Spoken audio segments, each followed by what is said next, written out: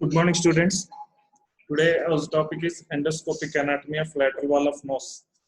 Why I am telling this endoscopic anatomy of lateral wall of nose in some separate classes, because we'll get lot of questions. Not only short answers, very short answers, and even whatever questions we'll get in this. And this endoscopic anatomy of lateral wall of nose itself is a essay for you. Okay, let's go to the topic. Here this is sagittal section of head. This is complete sagittal section of head. If you see this, almost 50% of this sagittal section is occupied by the nasal airway. Okay, see from here to the here, almost 50% of the sagittal section of the head. Coming to next slide. This lateral wall actually made up of 8 bones. Before going to this, I'll tell about how to explain this, how to understand the concept. We can understand the concept by either 2 techniques, either Swiss cheese technique or building block technique. What is Swiss cheese technique? Swiss cheese technique is like you will get all the important things, important salient features of the topic, and gradually we'll get the concept of the remaining thing. Okay, what is building block technique? Building block technique is we'll just break the concept into different components. We'll read it individually and we'll put together. And get the whole concept. Actually, I'm telling this lateral wall of nose by this building block technique, because this lateral wall of nose is formed by 8 bones. What are the 8 bones? You know what are the sinuses in the nose? Frontal, maxillary, sphenoid, ethmoid. How to remember? That's why I'm telling this. Frontal, you know the sinuses: frontal, ethmoid, sphenoid, and maxillary. In this, actually, only maxillary sinus is paired. Okay, maxillary bone. Maxillary bone is paired bone. This remaining, I told you, frontal bone, sphenoid bone, ethmoid bone are single unpaired bones. Only maxillary bone is the paired one. Okay, these are the main bones. What are the minor bones constitute the lateral wall of nose? These are inferior turbinate. I told you already, nasal bones, lacrimal bone, and palatine bone. I'm telling you again, but the lateral wall of nose is formed by 8 bones. Main bones are frontal bone, ethmoid bone, sphenoid bone. These are single unpaired, and two maxillary bones will be there. Okay, but even though there is only one frontal bone, one ethmoid bone, one sphenoid bone, there will be 2 sinuses, 2 sphenoid sinuses, 2 ethmoid sinuses, 2 frontal sinuses will be there because of the intervening septum. Understood? Okay. And what are the other bones? I told you minor bones. Nasal bones, nasal bones. This is the nasal bone. This is inferior turbinate. It's a separate bone. That's why inferior turbinate. Okay, and lacrimal bone. This here the lacrimal bone will come. Okay, lacrimal bone and palatine bone. You know, I told you already, in the floor of the nose formed by the horizontal part of the palatine bone. This vertical part, the perpendicular part of palatine bone forms the lateral wall of the nose. It's an L-shaped bone. Okay. It's the same thing here.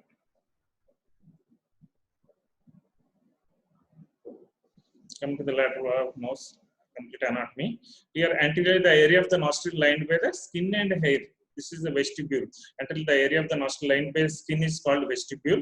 The area lined by the mucosa is called atrium. Okay, so the area is anteriorly lined by the skin part and it contains hair is called vestibule, and the part posteriorly doesn't have any skin part and hair part and it's lined by mucosa is called atrium. Coming to the individual bones, this is the maxilla. I told you maxilla. I'm telling regarding this maxilla in this slide. What is this? This is a maxillary hiatus. Okay, this is maxillary hiatus. Just anterior to the maxillary hiatus, what is this part is called? This part is called frontonasal process of the maxilla, because it draws into process anterior to the hiatus. It drawn into the process extending to superiorly. This is called frontonasal process of the maxilla. Why it's called frontonasal process of the maxilla?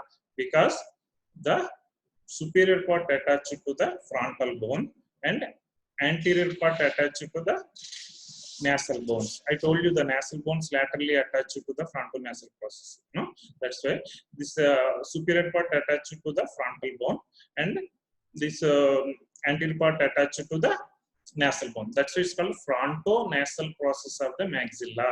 Okay, so it's very important. Frontonasal process of the maxilla. Just posterior to the frontonasal process of the maxilla, there is a groove. Is a groove.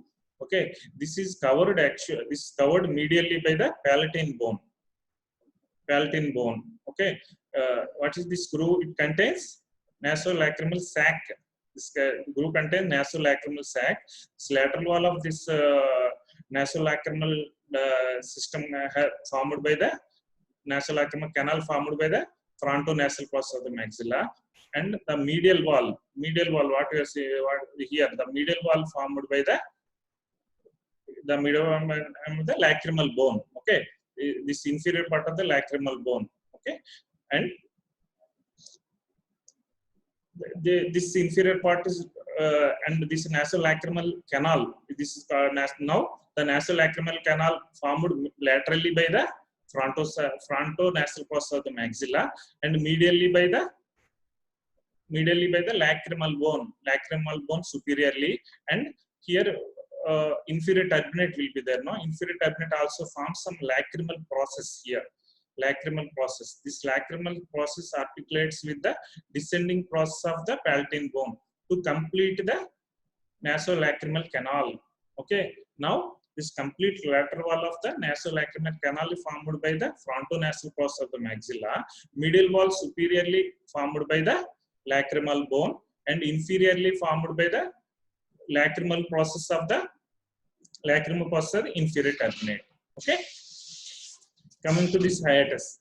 This is actually this hiatus is a very big one, but in normal cases you can't see this much big hiatus. Why? Because it is closed off by the 4 bones. What are the 4 bones?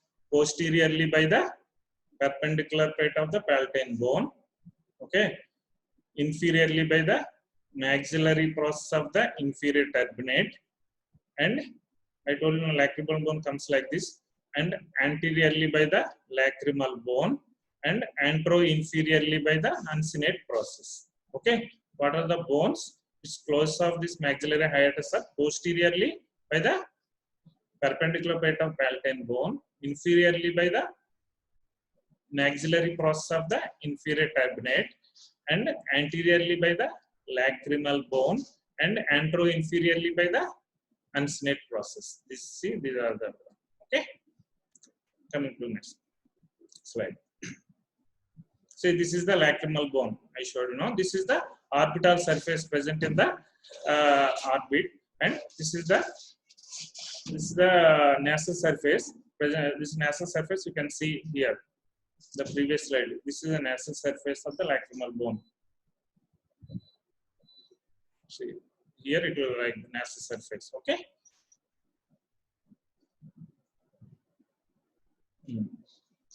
What is this actually? This is the maxillary sinus ostium.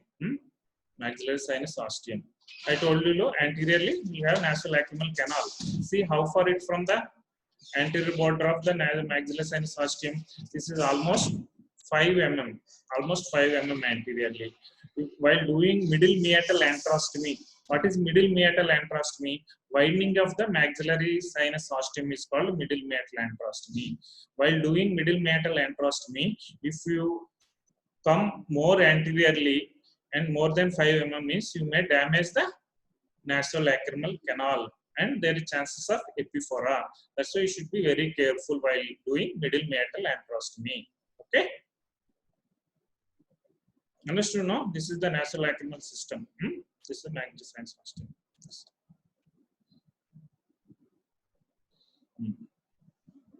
Coming to the agarnice. This may ask you in Viva or 2 marks question. What is agar nasal cell? Agar nasal cell present anterior to the middle turbinate, anterior to the anterior attachment of the middle turbinate. It's the most anterior ethmoidal cell. So this is the most anterior-most ethmoidal cell. This is the agar nasal AG. This is the agar nasal cell. It is represented by small crest or mound on the lateral wall, just anterior to the anterior attachment of the middle turbinate. It may be pneumatized. Okay. In maxilla, I want to tell one more thing. Bone. See, here I told you about all this lacrimal bone, and here there is a two crusts will be there: ethmoid crust and conchal crust. Medial surface of this bone has ethmoid crust and conchal crust. Ethmoid crust gives attachment to the middle turbinate. Okay, conchal crust gives attachment to the inferior turbinate. That's why I told you inferior turbinate will be here only. Okay, inferior turbinate. This conchal crust give attached to the inferior turbinate, and middle turbinate attached to the ethmoid crust. Okay.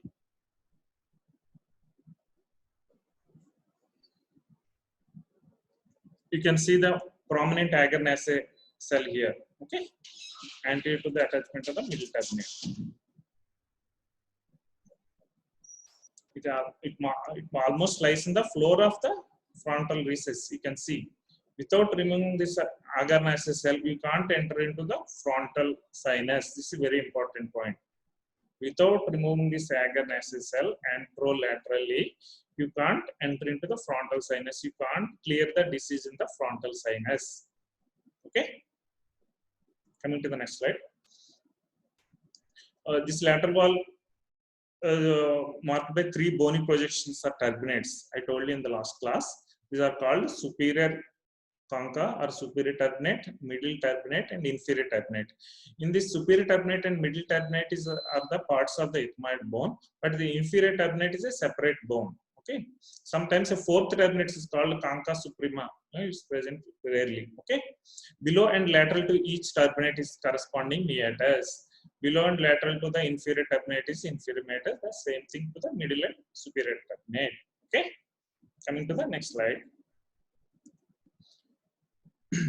What are the things will opens into the respective sinuses? This is also important one. Okay, inferior meatus, you all know about nasolacrimal duct opens into the inferior meatus at the apex region. Okay, middle meatus is the most important thing because a lot of important structures are here.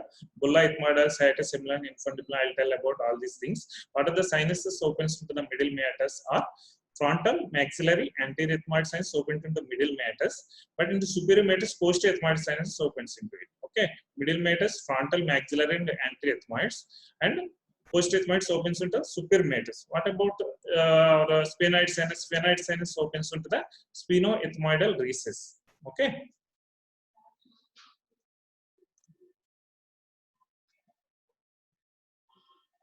And regarding inferior turbinate, actually inferior turbinate is fairly straight bone structure as compared to the middle turbinate, showing many features anatomical variations. Okay, what are the processes present in the inferior turbinate? These all won't be there in your UG book. Please concentrate on this. Okay. Okay, that is the process in the inferior turbinate. You have lacrimal process. I told you, no, lacrimal process. Lacrimal process of the inferior turbinate articulates with the descending process of the palatine bone to complete the medial wall of the nasolacrimal canal. Okay, this is the one inferiorly. Okay, this is the lacrimal process. And what is this ethmoidal process? Ethmoidal, this is ethmoidal process. Why it's called ethmoidal process? Because it articulates with the uncinate process. Uncinate is a part of the ethmoid bone. That's why it's called ethmoid process. And one more thing is you can see in the medial side, view on medial side. Okay, this is called maxillary process. I told you this also maxillary process. What about this maxillary process? It closes of maxillary process inferior turbinate. It closes of the hiatus, maxillary hiatus. Okay.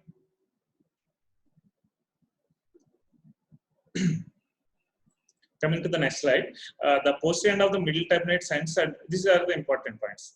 Okay, the posterior end of the middle turbinate ends at the level of the roof of the posterior coina, and the eustachian tube lies in the nasopharynx at the level of inferior turbinate, 1 centimeter behind its posterior attachment. And what about the fossa of Rosenmuller forms a deep cleft behind the torus tuberous. Okay, what is the importance of fossa of Rosenmuller? Because site of origin of nasopharyngeal carcinoma. Okay, these are important for revival. Okay, coming to the next slide. This is an important one. You should remember what are the attachments. They may ask you in a short answer. They may ask you short answer questions. What is the attachment of the middle turbinate? Otherwise, they'll just give like what is middle turbinate. Okay, middle turbinate is a convoluted structure bending similar to the dried leaf. It can divide into 3 parts. Okay, middle turbinate divided into 3 parts. One is anterior 1/3, middle 1/3, and posterior 1/3. Anterior 1/3 is attached to in the sagittal plane. Anterior 1/3 attached in the, you just remember all this. Anterior 1/3 is attached in sagittal plane and attached to the 2 structures. One is cribriform plate, the 2 at the level of, see, remember this cribriform plate junction of medial and lateral lamella. While telling this ethmoidal plate, I will tell what about medial and lateral lamella. It's attached to the cribriform plate at the junction of medial and lateral lamella, and that is one attachment. One more attachment to the frontonasal process of the maxilla. That means anterior 1/3 is attached to the cribriform plate and frontonasal process of the maxilla in sagittal plane. And middle 1/3, coming to the middle 1/3, it's in coronal plane. It's coronal plane. We attach it to the lamina papyracea. Okay, this for example, this is lamina papyracea. This is orbit. Okay, middle turbinate comes like this and goes laterally and attached to the lamina papyracea. Okay, this is lamina papyracea. This is middle turbinate. This is a middle. This middle turbinate attachment goes to a lamina papyracea. Okay. But then it is called, this attachment is called basal lamella or ground lamella. Why it's called basal lamella or ground lamella? Because it just stabilizes the middle turbinate by attaching it to the lamina papyracea. Now, what is the importance of this basal lamella or ground lamella? Basal lamella, ground lamella. This basal lamella, ground lamella divide anterior and posterior ethmoids. Okay, anterior to the basal lamella are anterior ethmoids, posterior to the basal lamella are posterior ethmoids. Understood now? Okay. The posterior third lies in the heart. Now coming to the posterior 1/3 attachment. Posterior 1/3 attachment to the, also in the horizontal plane, it is attached to the, it also has 2 attachments. One is to the lamina papyracea and one more to the perpendicular plate of palatal. These are our attachments of the middle turbinates, very important for your theory and even practical purpose also. Okay. Here are the diagrams. See, attachment, anterior 1/3 attachment to the cribriform plate and frontonasal process of the maxilla. Okay, in sagittal plane and in coronal plane. This in coronal plane is attached to the lamina papyracea. Then this part is called brown. This part is called ground lamella, basal lamella, because it divides anterior ethmoids from the posterior ethmoids. Okay. And this is the third, posterior 1/3 attachment to the perpendicular plate of palatine bone, again to the lamina papyracea. Okay, these are very important. The picture showing the same thing. See, the anterior 1/3 attached to the cribriform plate and frontonasal process maxilla. This is the middle 1/3 attachment. Middle 1/3. This part is anterior ethmoid and this part is posterior ethmoid, and this is attached to the posterior 1/3 attached to the palatine bone. Okay, perpendicular plate of palatine bone. Coming to the variations of the middle turbinates. Okay, what is concha bullosa? Concha bullosa variation originated from the concha bullosa is a pneumatized middle turbinate. Okay, see, this pneumatization of the middle turbinate is called concha bullosa. It may be unilateral or bilateral. Here it's unilateral. Okay, if it is very big, it may cause obstruction, nasal block. Here is one more variation. What is this one more variation? Here the sharp bend laterally. See, the sharp bend is almost actually supposed to be directed to the medially, but sharp bend directed to the laterally. Okay, it's called paradoxical bent middle turbinate. It also causes nasal block. Okay, what is the interlamellar cell of Grunwald? Okay, what is interlamellar cell of Grunwald? What is this one? The middle turbinate at the superior level. Vertical lamella of the middle turbinate produce what is called interlamellar cell. Is pneumatization of the upper part. Pneumatization of the only superior part of the middle turbinate is called interlamellar cell of Grunwald. Okay. Turbinate sinus. They may ask you in Viva, what is turbinate sinus? See here, a normally curved middle turbinate may curl upon itself to produce concavity within it. Okay, this concavity is called turbinate sinus. Coming to the most important one, that is the uncinate process. Uncinate process, boomerang shaped uncinate bone or the sickle shaped bone. Extension is a part of the ethmoid bone. Anteriorly it fuses to the lacrimal bone. Okay, it has free superior posterior edge. It forms floor and medial wall of the infundibulum is formed by the uncinate process. You know infundibulum. Infundibulum I will tell in the later this slide only. Infundibulum is three-dimensional space. Three-dimensional space into which maxillary sinus ostium opens. Okay, this infundibulum floor and medial wall of the infundibulum is formed by this uncinate process. Okay, it approximately 3 to 4 mm wide and 1.2 to 2 centimeters in length. See, if you cut the middle turbinate, you can see this uncinate process. This is uncinate process. Okay, this is bulla ethmoidalis. This bulla ethmoidalis. This is head. This is uncinate process. The two-dimensional space between these two are called hiatus semillaris inferioris, which leads to the three-dimensional space, which is called infundibulum, into which maxillary sinus ostium will open. Okay. So, the picture showing, see, uncinate process here, middle turbinate. Here the attachment of the uncinate process superiorly are important. Okay, what the variations are there here. It may attach this uncinate process superior part attached to the lamina papyracea. This is the most common variation. Okay, if they attach to the lamina papyracea like this, almost 80% of the case it will attach superiorly to the lamina papyracea. Then the frontal sinus drainage is towards laterally. Sorry, the frontal sinus drainage towards medially. Okay, towards medially, because it can't come like this because it's attached to the lamina papyracea. This frontal sinus drainage is towards medially. Okay, if it is attached to the skull base or it is attached to the middle turbinate, the frontal sinus drainage is towards laterally. Okay, these are important things. Coming to the bulla ethmoidis. Bulla ethmoidis is the largest anterior ethmoidal cells, most constant features present almost 80% of the cases. Okay, bulla ethmoidalis. One thing you should tell about bulla ethmoidalis is that most of the times bulla ethmoidalis attached almost to the skull base. In some cases, it won't come up to the base of skull. It will come like here up to here only. Then the superior part between roof of the bulla ethmoidis and skull base is called suprabullar recess. Suprabullar recess. Okay. I told you already that ground lamella or basal lamella separates anterior ethmoidal cell, that is what's bulla, anterior ethmoidal cells from posterior ethmoidal cells. I know. Okay, if it is bulla ethmoidal is not extending up to the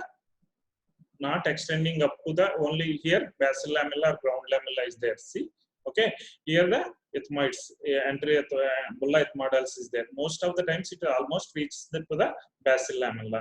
If it is not reaching to the basal lamella, the space behind the bulla ethmoidal is called retrobullar recess, and if it is not extending to the skull base, it's called suprabullar recess. The suprabullar recess and this retrobullar recess combinedly called sinus lateralis. Okay, sinus lateralis is Grunwald. Okay, these are the boundaries, not much important. Okay, now I can tell one thing. What is the difference you should know one more thing here. Hiatus similaris, I told you, know, that's actually hiatus similaris inferioris. What I told, that two-dimensional space leads to the infundibulum. Is a two-dimensional space. That is a hiatus similaris inferioris. Here one more word, that is hiatus similaris superioris. Okay, what is hiatus similaris superioris? Hiatus similaris superioris, I told you what is sinus lateralis. The suprabullar recess and retrobullar recess combinedly called as sinus lateralis. It enters into the, drains into the, it enters the medial meatus through hiatus similaris superioris. Okay, this infundibulum maxillary sinus, this everything drains into the maxillary medial meatus through hiatus similaris inferioris. This how to remember this? Which one is hiatus similaris superioris? Which one is inferioris? Superiorus starts with superior S. Okay, then it leads to the hiatus similaris superioris leads to the sinus lateralis S for S. Okay, hiatus similaris inferioris I. Inferior leads to the infundibulum I for I. Okay, coming to the next slide. The same thing here. Coming to the osteomeatal complex, they may give you a 2 marks question. Okay, what is the osteomeatal complex? The medial meatus space below. What is the osteomeatal complex? The uncinate process, bulla, infundibulum is the main key area for the osteomeatal, because all the sinuses opens, most of the sinuses opens here. Okay, that's why the most of the sinus opens. That's why it's called osteomeatal complex. What are the things here? Main thing is the uncinate process, bulla and infundibulum, and even middle turbinate also. Okay, see here, picture showing. This is infundibulum. This is bulla ethmoidalis. Okay, this is uncinate process. This is a middle turbinate. These are combinedly called as osteomeatal complex. Coming to the frontal recess. What's frontal recess? So is the frontal most anterior-superior part of the middle meatus. What are the frontal boundaries of the frontal recess? I told you already. Anteriorly agar nasal cell. Frontal recess anterior boundary is agar nasal cell. Without removing the agar nasal cell, you can't enter into the frontal recess. I told you, no.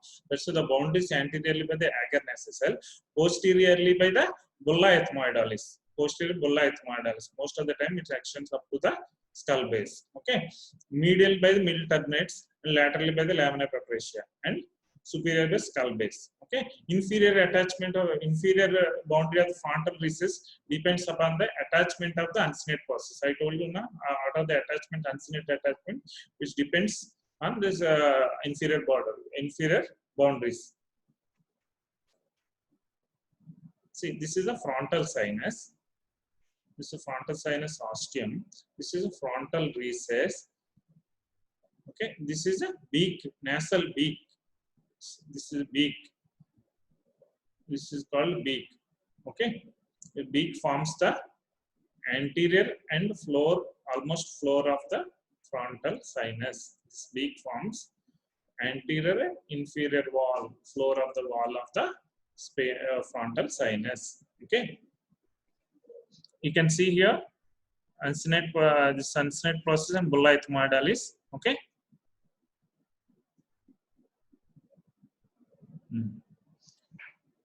Here the frontal sinus. Here ostium is a frontal recess. Okay. This agar nasal is anterior boundary. This is the beak. This is the beak. Beak is formed by. I told what is beak. What is beak? Frontal beak is formed by frontonasal process of the maxilla. Okay. Let's see, frontal infundibulum is also called frontal sinus, frontal ostium, and this frontal recess downwards. This one recess. This is a frontal ostium. It's a hourglass configuration. See, hourglass configuration. Here it's small, and again it's big. Okay. Hourglass configuration. I told you most common attachment of the uncinate towards the lamina papyracea. Okay. Then It's called, what is the, it's attached to the lamina papyracea like this, no? This is the lamina papyracea. Frontal uncinate process, superior attachment to the lamina papyracea like this. Lamina, this dome shape is called recessus terminalis. Okay, it's also called as eggshell in an inverted egg cup. Recessus terminalis. Okay.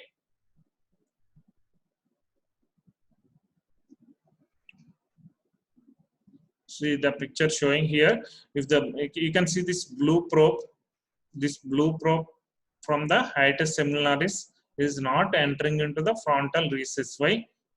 This hiatus seminalis, while putting probe here, see, you can see here and here also. Okay, while probing, it's not entering into the frontal recess. Why? Because this superior attachment of the uncinate process to the lamina papyracea. Okay, sinus recessus terminalis. Okay, next slide. Coming to the ethmoid cells. These are anterior posterior ethmoid cells. What are the anterior ethmoidal cells? Anterior and posterior ethmoid cell main pneumatized surrounding the lacrimal bone.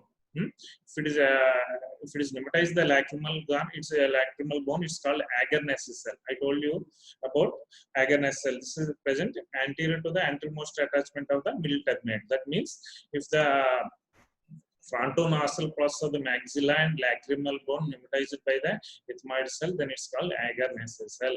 Okay, if it enter into the pneumatized the frontal bone, it's called frontal cell. What is Onodi cell? Is very important. What is Onodi cell? If posterior ethmoidal cell pneumatizes and extends to the extends posterolaterally into the sphenoid, it's called Onodi cell. I'll tell you about this. Okay, in the later slide. And if you enter into the roof of the maxillary sinus or infraorbital cell, roof of the maxillary sinus is also called as infraorbital cell. Infraorbital cell is called Haller cells. Okay, if it is pneumatized the middle turbinate, I told you it's concha bullosa. These are the things here. Coming to Haller cell. See, infraorbital cell. Infraorbital cell is Haller cell. Okay, or supramaxillary or infraorbital. Okay, which may cause mucociliary drainage obstruction because it's into the natural ostium. If it is long, very big, it may cause mucociliary drainage obstruction and predisposing to the development of sinusitis. What about Onodi cell? As I told you already, the posterior-most ethmoid cells. I told you the ethmoid cells, anterior ethmoid cell, posterior ethmoid cell, then sphenoid cells will be there. No, the posterior ethmoid cells are supposed to be like this, and sphenoid sinuses are supposed to be like this. Okay, if this posterior ethmoid cells extends posterolaterally like this, posterolaterally is supposed to be up to here only. If it extends posterolaterally to the sphenoid sinus, okay, like this, it's called Onodi cell. What is the why you should know about this? Actually, sphenoid sinus has optic nerve bulge in the lateral part. Okay, if Onodi cell is there, means Onodi cell extends like this, then this optic nerve bulge is present in the Onodi cell instead of in the sphenoid cell. Okay, optic nerve bulge. Okay, we thought it is a posterior ethmoid cell, and if you remove that, there is chance of optic nerve damage. Okay, in the chance of optic nerve damage present, if there is a Onodi cell situation, supposed to be posterior ethmoid cells will close, we stop by here, and sphenoid cell starts from here. But posterior ethmoid cell extends superiorly up to here, so that there is a bulge of the optic nerve in the Onodi cells instead of in the sphenoid sinus. And we thought it is a posterior ethmoid cells, and if you clear that, there are chances of optic nerve damage. Okay. What is the chances of optic nerve dehiscence?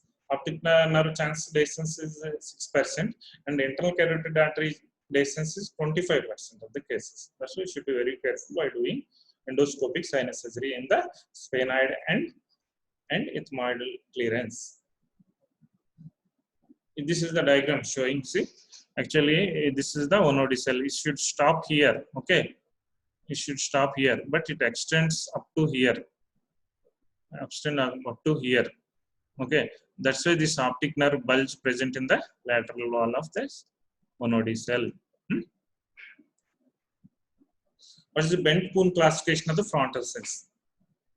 The anterior ethmoid cell may migrate anterosuperior to frontal recess to produce different types of frontal cells. This is also important. I may ask you in Viva.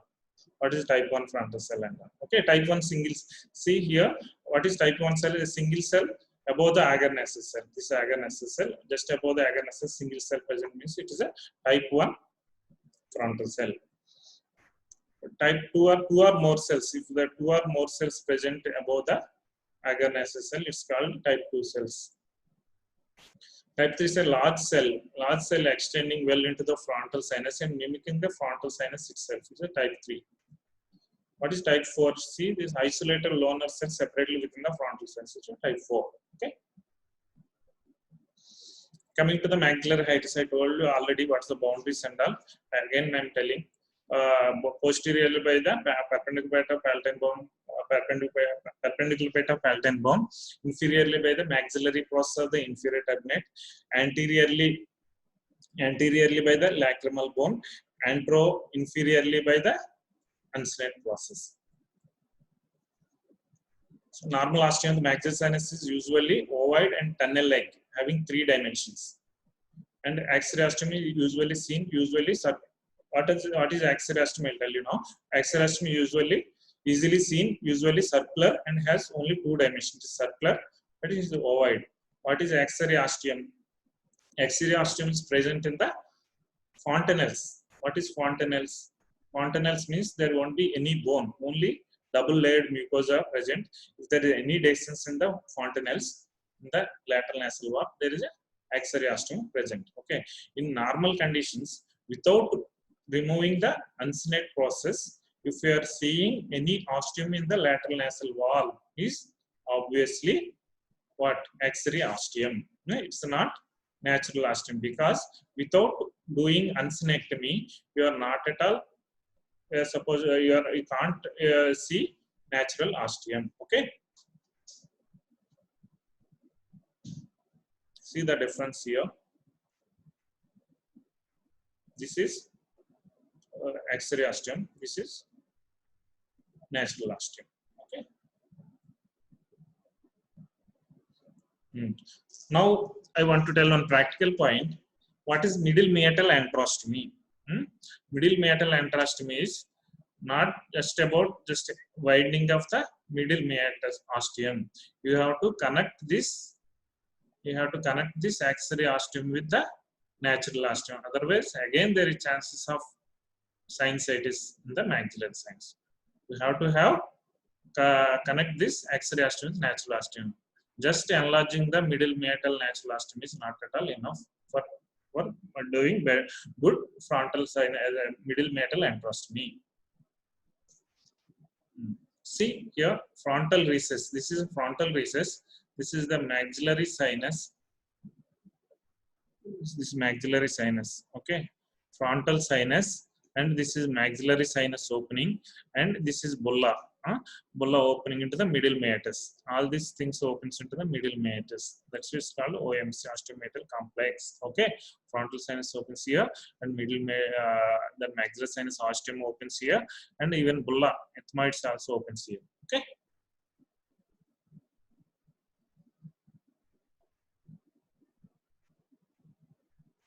These are all told already. Coming to the infundibulum, I told you now this is 3-dimensional space leads to into the into which the maxillary sinus osteum will open. What are the boundaries then? Medially by the uncinate process, and laterally by the lamina papyracea, and posteriorly the anterior surface of ethmoidal bulla. Very important boundaries. Let's see, between uncinate process and bulla ethmoidalis, that hiatus seminalis leads to this ethmoid infundibulum. That's why the medial boundary is uncinate, posterior and lateral boundary is lamina papyracea, and posteriorly by the anterior surface of bulla ethmoidalis. Superior turbinate. Coming to superior turbinate. Superior turbinate always present in access guide for the sphenoid osteum. While doing sphenoid sinus, superior turbinate is very important. Without excising the lower 1/3 of the superior turbinate, is very difficult to enter into the sphenoid sinus. While we enter into the sphenoid sinus in medial way. Okay, it has two ways. We can go either medially, either laterally, or intermediate approach.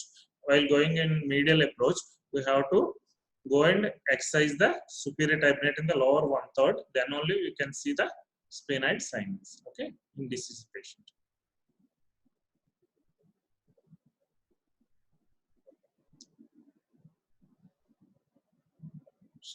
Superior turbinate pneumatized, here paradoxically bent to lateral. Paradoxical means it's bent to lateral.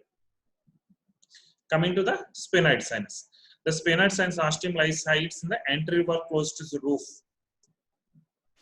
Yeah, if it is sphenoid sinus, sphenoid sinus, it opens at the roof, not in the floor region. Practically important point. Okay, the anterior sphenoid sinus is thinner superiorly and thicker inferiorly. Okay, where it forms the roof of the posterior coina. One more important point is intermediate approach of sphenoid sinus opening is, see its sphenoid sinus ostium lies 1.5 centimeters above the roof of the posterior coina. Okay, you can blindly around 1 to 1.5, you can go blindly from the roof of the coina 1.5 centimeters. You can see sphenoid ostium. You can approach the sphenoid ostium. Okay. Now I want to tell briefly anatomy of sphenoid sinus. Sphenoid bone. Okay, what is this sphenoid bone? What are this? This is a sphenoid body of the sphenoid. It's pneumatized by the two sinuses. Sphenoid is only one bone. I told you, no, sphenoid, frontal, ethmoid are only single bones, but they have two sinuses. Video 2 minutes. Sorry, it has two sinuses.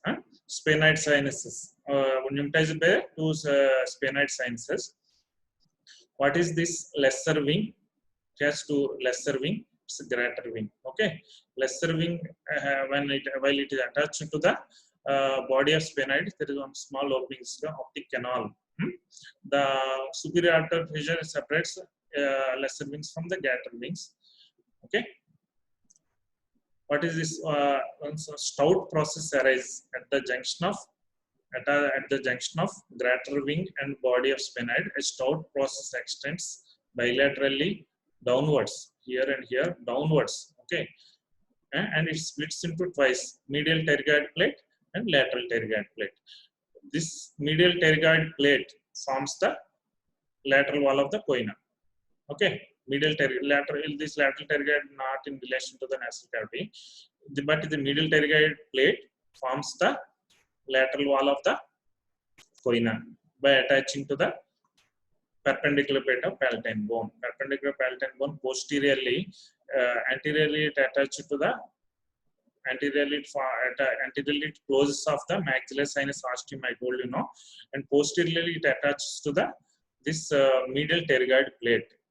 Okay, and forms the lateral wall of coina. And two more openings. What are these two openings? Infromedially by the median nerve canal, superolaterally by the foramen rotundum. Okay, foramen rotundum which now passes through maxillary nerve. Okay.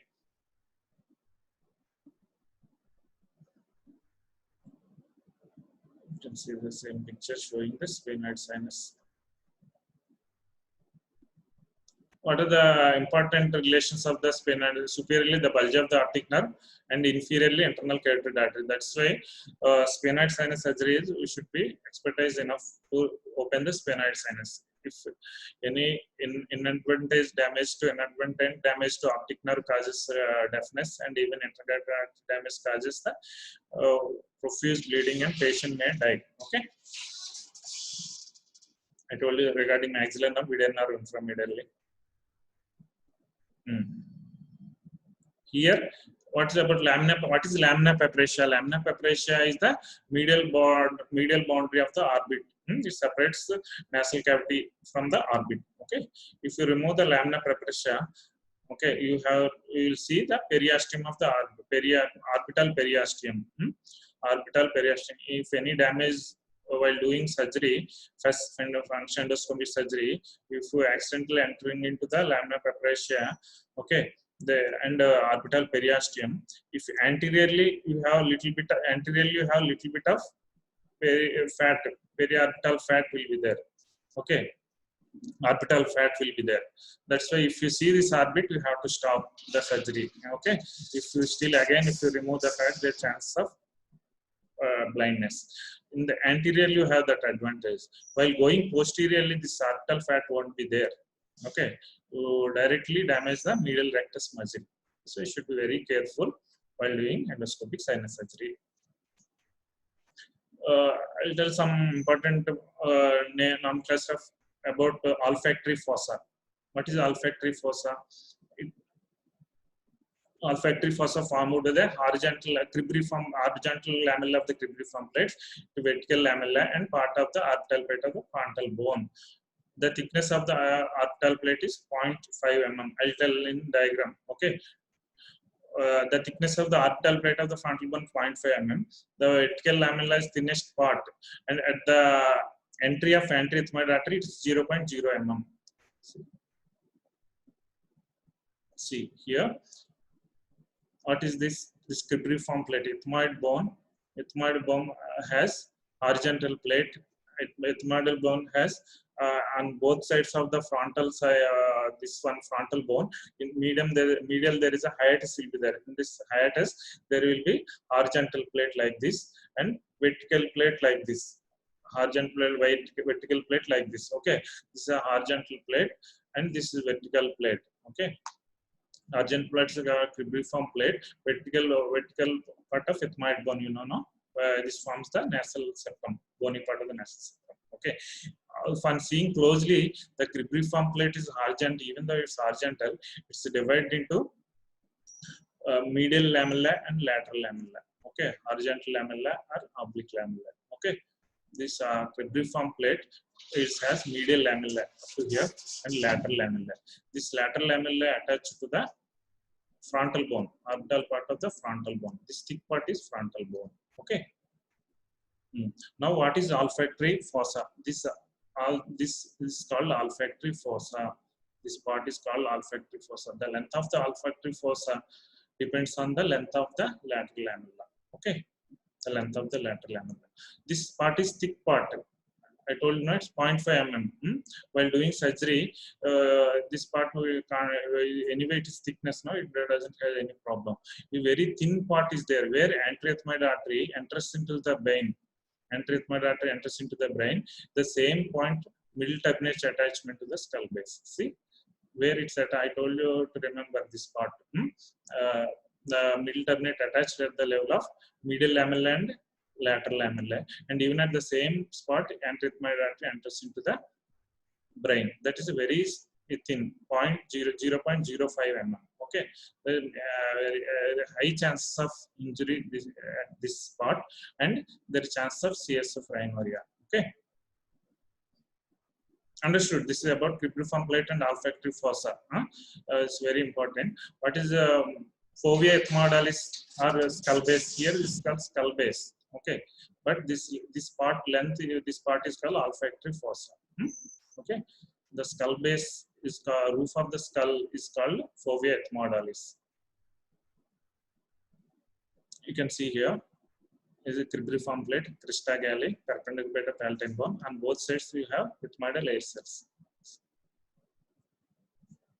I told you now regarding olfactory fossa, depends on the lateral lamella length. You can divide this into olfactory fossa divided into 1 to 3 mm, 4 to 7 mm, and 8 to 17 mm. See type 1, this type 2, this lateral lamella length is increasing. That's why it's type 3. In this 3 cases, you should be very careful in this type 3 type of olfactory. There are high chances of injury at this level. This is about frontal bone. Frontal bone we can see only in this lateral wall of the anatomy will best known by this basal view. Okay, basal view of the frontal bone. This is a frontal bone. In the between this small space in the middle, it's hiatus. Okay, into this hiatus, very cribriform place forms. Okay, I told you already regarding nasal bones.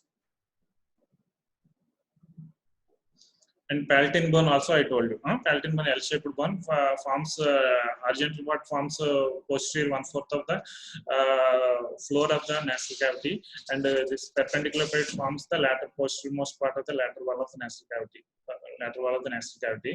And it attaches to the this attaches to the medial pterygoid plate to form the lateral wall of choana.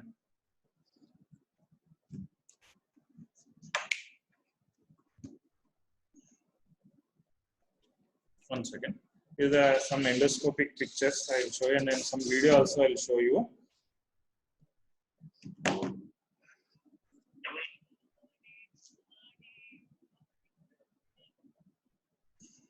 See the this middle turbinate. One second. It's a bulla ethmoidalis. It's a concha bulla is a pneumatization of the middle turbinate, and the pneumatized uncinate process. I'll show you one video. 2 minutes.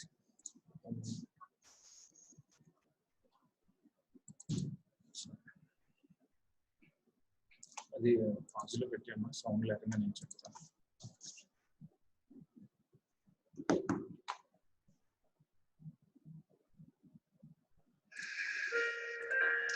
The first step to learning endoscopic anatomy.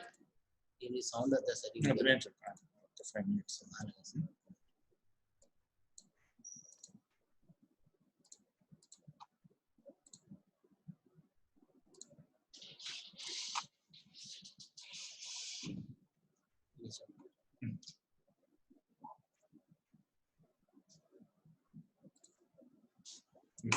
ఉంది తర్వాత. I just want to show one video for better understanding of endoscopic anatomy of lateral wall of nose. Okay, what is diagnostic nasal endoscopy DNE? It has first pass. First pass means you have to go along the floor of the nose. You can see what is this eustachian tube opening, other side of eustachian tube opening, torus tubarius, and you can, if you go still inside, you can fossa of Rosenmuller. Okay, these are the things you have to see in first pass. In diagnostic nasal endoscopy, 3 passes will be there. First pass, we go along the floor of the nasal cavity. You have to see all the things in the nasopharynx. Okay, and inferior meatus. What is this one? This is inferior turbinates. Infrolateral to this one. This is the opening of the nasolacrimal sac. Opening. See, if you press the medial canthus, you have that little bit of fluid coming from the nasolacrimal duct opening. Okay, this opening, this nasolacrimal duct opens at the apex of the inferior meatus. Coming to the second pass. The second pass is medial to the middle turbinate. To see the sphenoid sinus, we will actually. Okay, it's a middle turbinate. Okay, go medial to the middle turbinate. Let's see superior turbinate. See this superior turbinate. I told you now, sphenoid sinus lies between the superior turbinate and nasal septum. It is in the normal patient. That's why you could see all the sinuses properly. In diseased patients, you can't see it like this. Okay, there's a lot of polyps and pus will be there. You have to clear all these things to enter into the sinuses. Okay, coming to the third pass. Third pass is very important regarding middle meatus. Okay, because all the structures, important structures are here. The middle turbinate. This is the uncinate process, and this is bulla ethmoidalis. Bulla ethmoidalis. Okay, this is what she is probing. This is an uncinate process. It has vertical part, intermediate part, and horizontal part. Okay, vertical part, intermediate part, horizontal part. This is bulla ethmoidalis. Showing bulla ethmoidalis. Okay, the space between these two is called hiatus semillaris inferioris. It leads to the infundibulum, into which maxillary sinus ostomy opens. That's hiatus semillaris inferioris, not superioris. Okay, this is middle turbinate, which has 3 attachments. This is the ground lamella attachment. This is middle 1/3 attachment. It's a ground lamella attachment just behind the bulla ethmoidalis. Okay.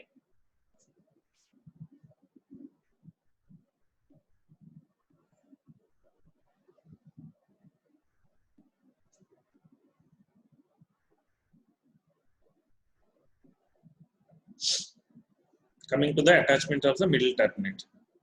Already I told you, just for better understanding, just see the video. Okay. See the entermost one-third attachment to the frontonasal process of the maxilla and cribriform plate superiorly. Cribriform plate. Okay. It's the anterior one-third attachment. And middle one-third attachment. It's the video showing middle one-third attachment. See, this is called ground lamella. Ground lamella, basal lamella is attached to the lamina papyracea. You can see in this video very well. See, it's called ground lamella or basal lamella. What is the posteriormost attachment to the lamina papyracea and perpendicular plate of palatine bone? Perpendicular plate of palatine. This is perpendicular plate of palatine bone, and it attached to lamina papyracea and perpendicular plate of palatine bone. These are the three attachments of the middle turbinate. In this ground lamella and basal lamella is very important because this attachment only gives stability to the middle turbinates. That's why while doing first endoscopic sinus surgery, we should be very careful. We should not disturb the ground lamella or basal lamella. Okay. If you have any doubts?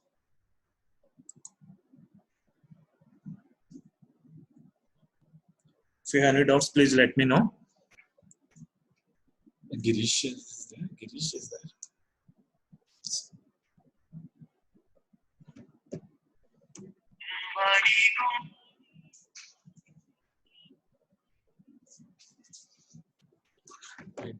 Any doubts? Please let me know any doubts in the chat box. It's time up.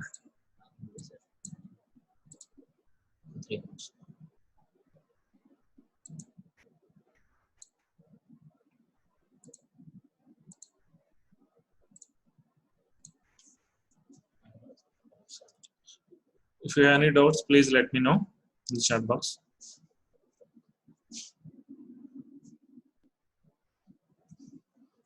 Okay, we'll see in the next class. Thank you.